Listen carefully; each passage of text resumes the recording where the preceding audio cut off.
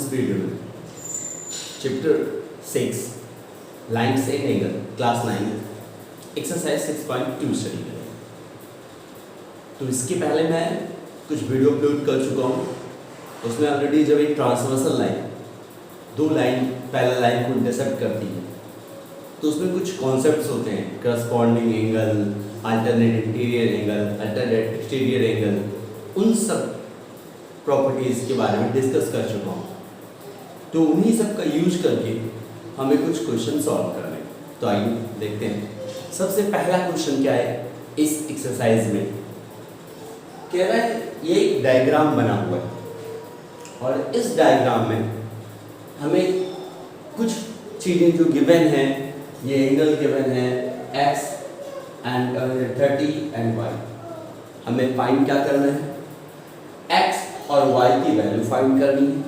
और दूसरी चीज हमें प्रूफ करना है कि AB और CD कैसे पैरेलल है। तो आइए स्टूडेंट्स, जब भी एग्जाम में ये क्वेश्चन आए तो सबसे पहले डायग्राम बनाए। अब ये ज़रूरी नहीं कि डायग्राम आप स्केल की हेल्प लो, बस ऐसे ही हाथ से बना लो, दिखना चाहिए। अब ऐसे आप लाइन मत बनाइएगा कि AB बना रहे हो तो ऐसे बनाओ, नहीं, आप सीधा ऐसे AB ड्रा कर दो, CD ड्रा कर दो, ये AB हो गया, ये CD हो गया और एक लाइन आपने ट्रांसवर्सल कर दी, ये 30 और 50 हो गया। बस ऐसे आपको पहले बनाना है। ओके, तो आइए जो क्वेश्चन बना हुआ, फिगर बना हुआ है, हम प्रूफ करते हैं। पहले x और y की वैल्यू निकालते हैं। तो जैसे कि मैंने पहले बताया कि मैं इसके पहले वीडियो अपलोड कर चुका हूँ, उसमें लीनियर पेयर एंगल को भी प्रूफ किया है थ्योरम को।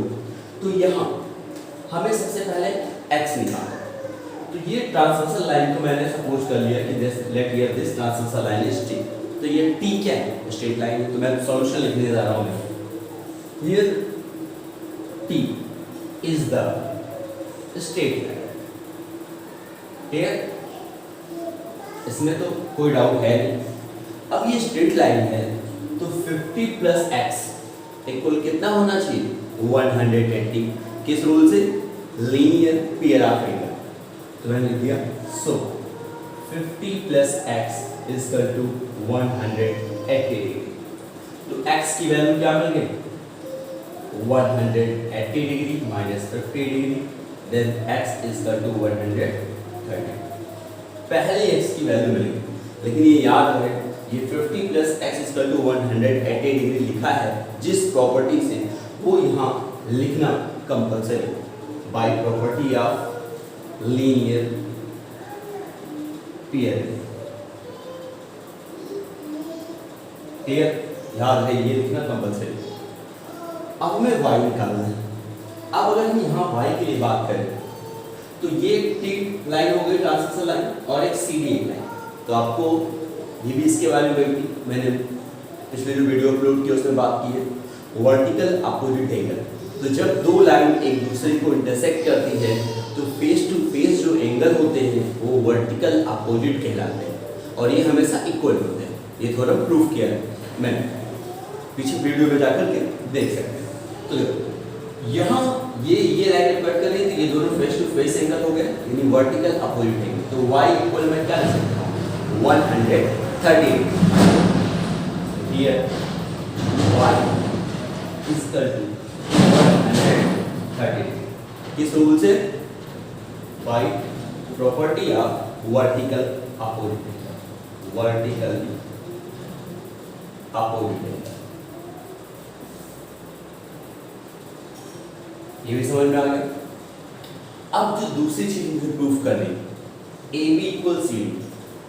तो स्टूडेंट्स, जैसे स्टार्ट वीडियो के स्टार्ट में ही मैंने बोला कि जब एक ट्रांसवर्सल लाइन दो पैरेलल लाइन को कट करती है तो कुछ कॉन्सेप्ट हो, तो उसमें एक इंपॉर्टेंट कॉन्सेप्ट है। वैसे बहुत सारी चीज़ें, चार चीज़ें हैं, चारों इंपॉर्टेंट है, लेकिन यहाँ जो इस थ्योरम को जिससे प्रूफ करना है, आपने x को क्या निकाला है, x की वैल्यू क्या निकाली, 130 डिग्री, और y की वैल्यू भी क्या निकाली, 130 degree.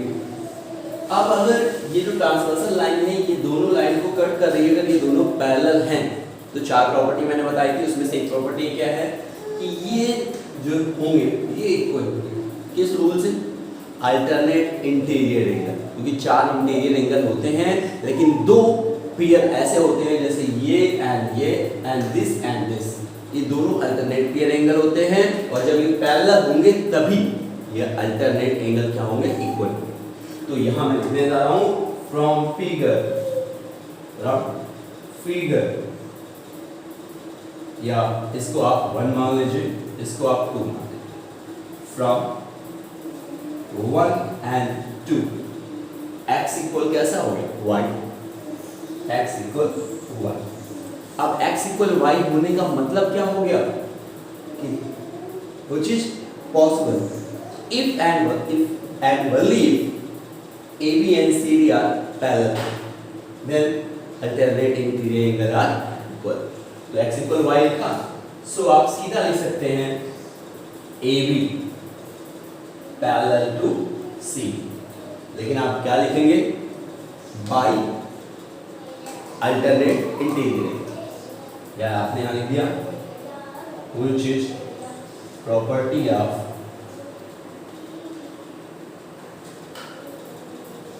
alternate interior angle।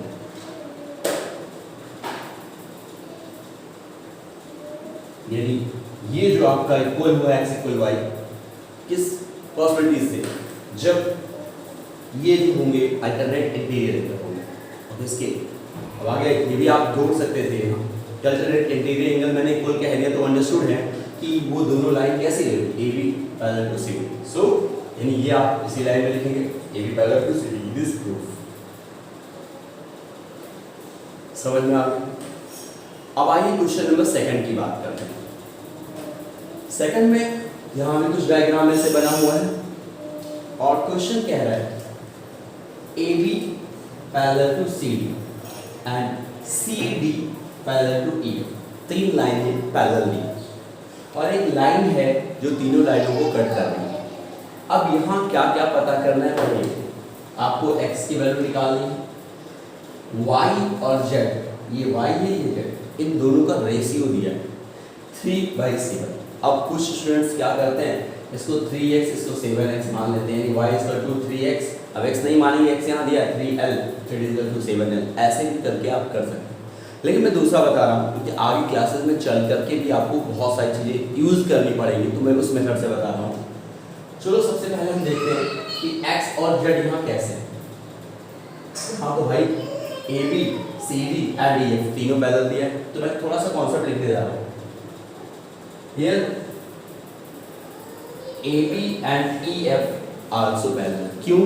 Because given here AB parallel to CD and CD parallel to EF, तो मैं यहाँ लिख दे रहा हूँ here AB parallel to CD and CD parallel to EF given, ये given, so right here AB parallel to EF लिख सकता हूँ। अब यहाँ मैंने AB और EF को पैरेलल दिखा दिया, तो बाई देन मैं क्या x इक्वल z लिख सकता हूँ। अभी थोड़ी देर के लिए CD को भूल जाओ, तो AB और EF को एक ट्रांसवर्सल लाइन जो कट कर रही थी, तो x और z ये कैसे हो गए, alternate interior angle, so x equal z by alternate interior angle. यहाँ तक क्लियर हो गया। x इक्वल z आपको पता चल चुका है, x और y इन दोनों का सम कितना होगा, क्योंकि ये और ये लाइन कैसी थी, पैरेलल, तो दोनों का सम कितना होगा 180 डिग्री। कौन सी प्रॉपर्टी यूज करेंगे आप, को इंटीरियर एंगल, तो मैं लिखा and x plus y is equal to 180 degree. क्या रूल लिखोगे, बाई को इंटीरियर एंगल। विशेष क्लियर हो गई? कहीं कहीं कॉन्सेक्यूटिव इंटीरियर एंगल लिखा रहता है, बात दोनों एक ही। तो एक बात बताओ, x की वैल्यू आपने क्या रखी है, सो की z, तो चलो x की वैल्यू z यहाँ रखते हैं, तो z plus y is equal to ये क्या 100। ये z कैसे लिखा समझ में आया, क्योंकि यहाँ x की वैल्यू क्या थी z, तो इस x की जगह पे मैंने क्या रिप्लेस कर दिया, z को रिप्लेस कर दिया, और ये हो गया फर्स्ट। एक और चीज, आपका कुछ इसमें गिवन था ratio, given here y ratio z equal to 3 ratio 7. It means y by z equal to 3 by 7. अगर मुझे यहाँ दो वेरिएबल है ना आपके पास, तो एक वेरिएबल को दूसरे वेरिएबल के टर्म में फाइंड, या आप एक और तरीका फॉलो कर सकते हो, मान लो इसको 3k 7k जैसे भी, तो मैं ऐसा नहीं कर रहा, y equal to 3 by 7 z,